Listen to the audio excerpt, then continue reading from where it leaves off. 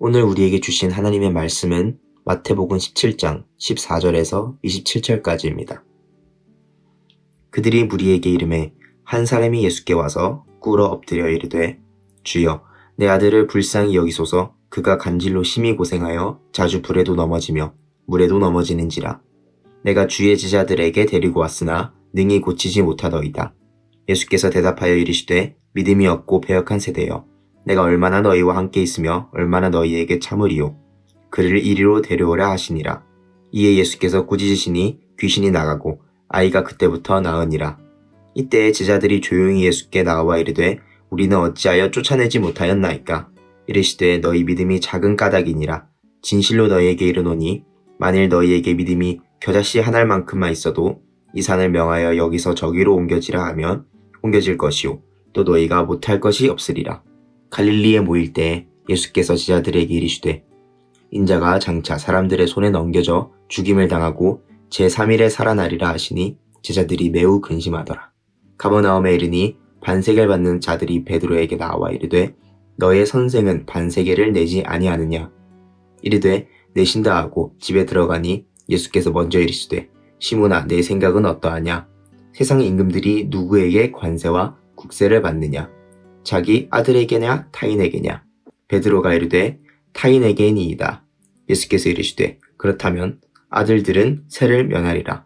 그러나 우리가 그들이 실족하지 않게 하기 위하여 내가 바다에 가서 낚시를 던져 먼저 오르는 고기를 가져 입을 열면 돈 한 세겔을 얻을 것이니 가져다가 나와 너를 위하여 주라 하시니라. 아멘.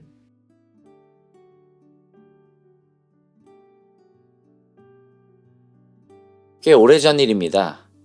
이제 사역자로서의 길을 걷기 시작했던 20대 초반의 일인데요. 물론 지금도 배워가는 입장이지만 그때는 사역이 참 어려웠습니다. 어렵기도 하고 불가능해 보이는 일이 너무 많았던 것 같습니다. 그래서 저는 늘 입에 달고 살기를 이건 이래서 어렵고 저건 저래서 불가능하다, 안 된다 라고 하는 변명을 달고 살았던 것 같습니다. 그리고 때로는 불가능해 보이는 일을 시키는 것 같은 리더가 원망스럽고 또 부담스럽기도 했습니다. 그런데 계속 사역을 하며 배운 것은 그것은 저의 믿음의 문제와 관련이 있다는 사실이었습니다. 되게 당연한 것인데도 참 늦게 깨달은 것 같습니다. 그제서야 사역은 믿음으로 하는 것이라는 말을 깨달은 것 같습니다. 그런데 사역뿐만이 아닙니다. 하나님께서 그리스도의 군사로 걸어가는 우리 앞에 주시는 많은 상황들, 특히 뭔가가 막히고 잘 풀어지지 않는 것 같은 상황들은 사실 믿음으로 뚫고 가라고 주시는 일종의 과제와 같은 경우가 많은 것 같습니다. 마찬가지로 우리의 그 상황보다 우리의 믿음이 작아져 있을 때는 이건 이것 때문에 안 되고 저건 저것 때문에 안 되고 라는 여러 가지 변명을 늘여놓고는 합니다. 이렇게 점점 믿음이 떨어져 가기 시작하면 이제 너무 쉽고 당연한 일도 쉽게 넘어가지 못하고 그냥 넘어져 버리는 경우가 생기는 것 같습니다. 그럴 때 우리는 어떻게 해야 할까요? 하나님께서 우리의 믿음 없음을 도와주시기를 기도하며 오늘의 말씀을 살펴보도록 하겠습니다. 오늘의 이야기는 크게 두 부분으로 나뉘어지는데요. 귀신에 들려서 간질 증세를 가진 아이를 치유하시는 이야기, 그리고 예수님께서 베드로와 함께 성전세 반세겔에 대한 이야기를 나누는 이야기가 두 가지 중요한 내용이 되겠습니다. 예수님께서 치유하시는 이야기를 먼저 살펴보기를 원합니다. 이 이야기는 예수님께서 변화산에서 변모하신 그 이야기를 다루는 다음에 등장하는 내용입니다. 예수님께서 산에서 내려오실 때 한 사람이 달려와서 자기의 외아들을 고쳐달라고 청하는 내용입니다. 그 아이의 상태가 마태복음에는 간질이라고 표현되어 있습니다. 다른 언어들을 살펴보면 정신병 혹은 발작 정도로 나타나 있습니다. 그런데 마가복음에는 애초에 귀신 들림이라고 표현되어 있습니다. 또 누가복음에는 귀신 들려서 거품을 물고 발작하며 몸이 상한 상태라고 표현되어져 있습니다. 정리해보면 발작 증세가 있고 그리고 그 원인이 귀신 들림에 의해 고침이 필요한 아이를 예수님 앞에 데려왔다라는 것을 알 수가 있습니다. 그럼 만약에 지금 이와 같은 증상이 있는 사람을 우리 앞에 데려오면 우리는 어떻게 판단하고 처리하겠습니까? 그냥 병리학적인 정신적인 문제로 판단하게 될까요? 아니면 영적인 문제로 판단하게 될까요? 어떤 사람들은 모든 정신적인 문제를 영적인 문제, 그러니까 귀신 들림의 문제라고 판단해 버리는 오류를 범하기도 합니다. 그런데 그렇지가 않습니다. 모든 육체의 질병이 영적인 문제가 아니듯이 모든 정신적인 문제도 항상 영적인 문제는 아닙니다. 그런데 그 반대로 귀신 들림과 같은 영적인 문제를 그저 병리학적인 진단과 치유에만 매달리는 경우도 보는 것 같습니다. 이 측면 역시 주의해야 할 필요가 있겠습니다. 물론 가장 중요한 것은 그것이 병리학적인 것이든 영적인 것이든 모든 해결과 치유의 근원은 오직 우리 예수님께만 있다는 것을 믿는 것입니다. 두 가지가 다 기도가 필요한 영역이죠. 근데 이것은 비단 질병에 대한 것만이 아닙니다. 우리가 직면하게 되는 어떤 상황들, 문제들에 대한 원인이 항상 영적인 것이 아닐 수 있습니다. 그러니까 다 원수 마귀가 공격하거나 혹은 내가 지금 회개하고 있지 않은 어떤 문제, 영적인 상태 때문이다 라고 생각할 필요는 없겠습니다. 그런데 마찬가지로 우리가 직면하는 모든 상황들이 영적인 것과는 무관하고 그저 자연적인 일이다 라고만 생각하는 건 역시 경계할 필요가 있겠습니다. 사도 바울은 데살로니가 전서에서 이렇게 말한 적이 있습니다. 나 바울은 한두 번 너에게 가고자 하였으나 사탄이 우리를 막았도다. 다시 말해서 그리스도의 군사로 살아가는 우리의 삶에 직면하게 되는 일이나 상황들, 문제의 원인을 분별하는 데 있어서 너무 지나치게 영적으로만 해석해서도 안 되겠지만 영적인 것에 대하여 아예 무시해서도 안 되겠습니다. 그리고 역시나 중요한 것은 그 모든 문제, 영적인 원인이든 자연적인 원인이든 모든 도움과 해결의 근원은 오직 예수님께 있다라는 것입니다. 다시 본문으로 돌아오면 이 귀신 들린 아이는 예수님께 데려오기도 전에 아마 제자들에게 먼저 치유를 청해줬던 것 같습니다. 아마도 예수님께서 변화산 위에 계셨기 때문이겠죠. 문제가 있습니다. 제자들이 귀신을 쫓아내지 못하고 치유하지 못한 것입니다. 다른 복음서의 기록을 보면 치유는커녕 다른 율법학자들과 논쟁하며 싸우고 있다라고 기록하고 있기도 합니다. 그야말로 총체적 난국입니다. 예수님은 그저 꾸짖으심으로 그 아이의 귀신을 내어 쫓으십니다. 그 후에 제자들이 예수님께 나와서 조용히 묻습니다. 19절입니다. 이때 제자들이 조용히 예수께 나와 이르되 우리는 어찌하여 쫓아내지 못하였나이까. 여기서 우리는 이라는 말은 예수님은 됐는데 왜 우리는 안 됩니까? 라는 질문을 하고 있는 것이죠. 왜 예수님은 가능했고 왜 제자들은 못한 것입니까? 차이가 무엇입니까? 예수님은 이렇게 말씀하십니다. 믿음이 작은 까닭이다. 믿음이 없지는 않은데 작습니다.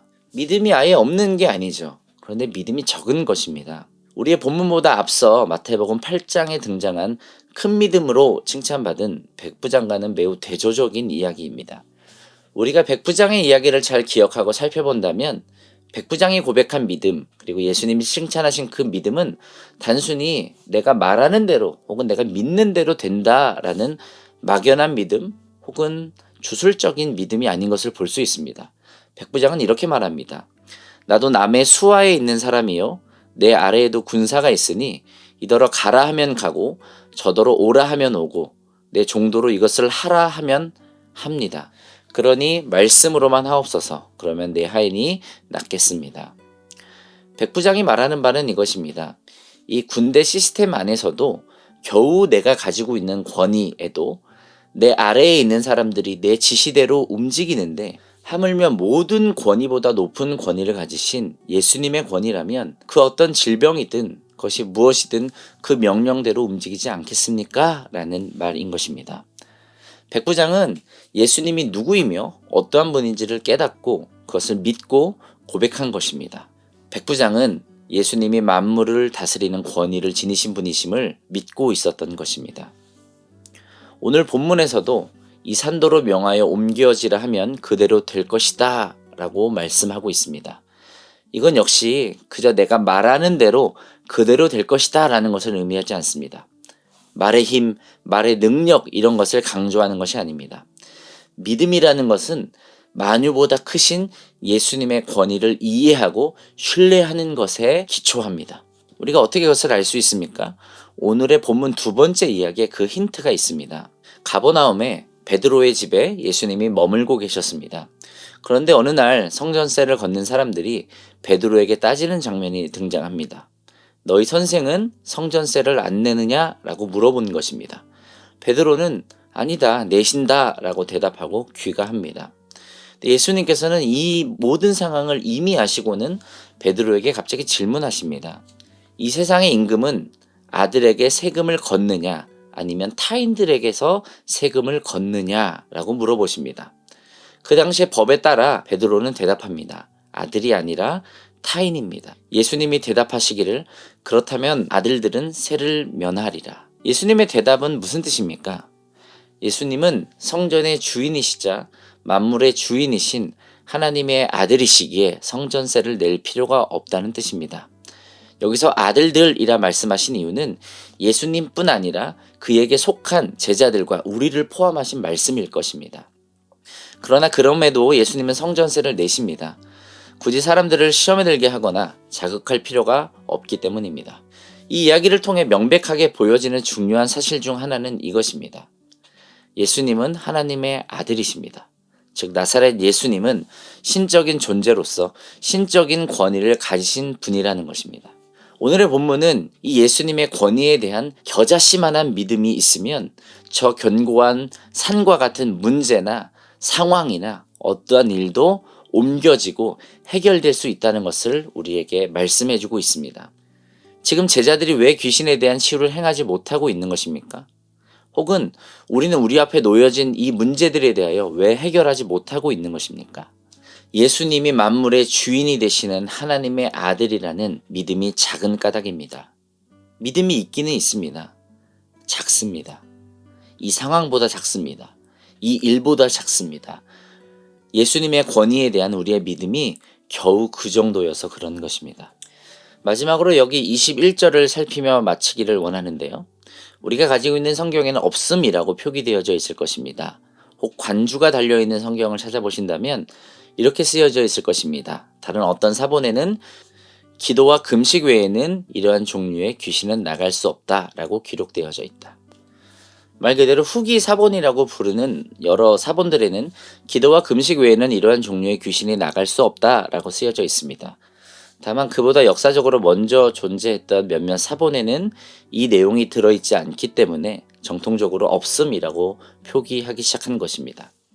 마가복음에도 같은 내용을 다루는 본문에서 기도 외에는 이러한 종류의 귀신이 나갈 수 없다라고 기록되어져 있습니다. 따라서 이 구절을 살펴보는 것이 우리한테 유익할 것이라고 생각이 됩니다. 사실 제자들은 이전에도 귀신에 대한 치유 사역을 경험해 본 사람들입니다. 예수님께서 이미 병 고치는 능력과 귀신을 제어하는 능력을 주시며 12제자를 파송하신 사건 이후의 내용이기 때문입니다. 전에는 귀신을 쫓을 수 있었던 제자들이 지금은 뭐가 달라진 걸까요? 기도 외에는 이러한 종류가 나갈 수 없다라고 하셨는데 그러면 지금 귀신 들린 자를 앞에 놓고 제자들이 기도라는 행위를 안 한 것일까요? 그토록 오랫동안 예수님의 사역을 옆에서 지켜본 제자들이 갑자기 방식을 바꿔서 이렇게 물 떠놓고 굿이라도 하고 있는 것일까요? 아닐 겁니다. 게다가 예수님은 금식에 대해서 언급하시기도 합니다. 귀신 들린 자를 앞에 놓고 갑자기 금식을 시작한단 말입니까? 그런 게 아닐 것입니다. 이러한 종류는 기도와 금식 외에는 나갈 수 없다는 말을 잘 생각해보면 지금 그들의 삶에 기도와 금식이 부족하다라는 것을 의미할 것입니다. 기도는 우리를 채우는 것을 의미하고요. 금식은 우리를 비우는 것을 의미합니다. 찬양이나 묵상, 성도 간의 교제 이러한 것들이 우리를 채우는 영역에 속할 것입니다. 반면에 금식은 단지 밥을 굶는 것이라기보다는 금욕이라는 말에 더 가까울 텐데요. 자신의 욕구를 채우는, 그러니까 우리 내면의 목마름과 내면의 배고픔을 채우는 행위를 멈추는 것을 의미합니다. 그러니까 금식은 마치 우리 스스로를 하나님 외에는 아무것도 누릴 수 없는 광야의 자원에서 들어가는 행위를 말하는 것입니다. 제자들과 달리 귀신을 쫓으신 예수님께서 변화산에 오르신 것은 무엇을 의미할까요? 자원하여 광야에 오르신 것입니다. 예수님은 산에 오르셔서 세상으로부터 사람으로부터 자신을 분리시키시고 기도에 전념하셨습니다. 이렇게 우리를 구별하고 분리시켜서 기도에 전념할 때 우리의 작아진 믿음이 다시 증가하기 시작합니다. 이러한 삶의 루틴이 우리에게 필요합니다. 어떨 때는 우리가 스마트폰을 끄는 것만으로도 광야로 들어가는 혹은 변화산에 올라가는 것과 같다라는 생각을 할 때가 있는데요. 이러한 것과 같은 금식 혹은 금욕, 우리의 육신의 소욕을 죽이는 자기 부인은 신앙의 필수적인 요소입니다. 그렇지만 신앙의 목표는 아닙니다. 가끔 자기 부인 그 자체를 신앙의 목적으로 착각하는 경우가 있습니다. 그거는 고행을 추구하는 힌두교나 다른 종교에서조차 그렇지 않습니다. 자기 부인은 그저 수단입니다. 금식함으로 우리의 내면을 배고픈 상태로 만드는 목적이 무엇입니까? 채워지기 위함입니다. 내 뜻, 내 힘, 내 방법이 부인되면 하나님의 은혜가 우리를 채우시고 하나님의 말씀이 우리를 채우시고 하나님의 아들을 믿는 믿음이 나를 주장하기 시작하는 것입니다. 전에는 내 힘, 내 뜻, 내 방법이 나를 이끌어갔다면 이제는 하나님의 말씀이 나를 드라이브해가는 믿음의 확장이 시작되는 것입니다. 하나님이 우리 앞에 놓아두신 이 상황들, 그 문제들, 그 임무가 크든지 작든지는 중요하지 않습니다. 우리가 만유의 주 대신 예수님의 권위를 믿고 그 이름으로 기도한다면 그 모든 것은 금방 옮겨지게 될 것입니다. 쉽게 해결되지 않는 것이 보인다면 지금이 기도에 전념해야 하는 시간입니다. 기도에 전념하기 어렵다면 우리를 스스로 광야에 우리를 방해하는 모든 것을 끊고 집중하기 위한 장소로 그 시간으로 나아가야 한다라는 주님의 사인일 것입니다. 함께 기도하겠습니다.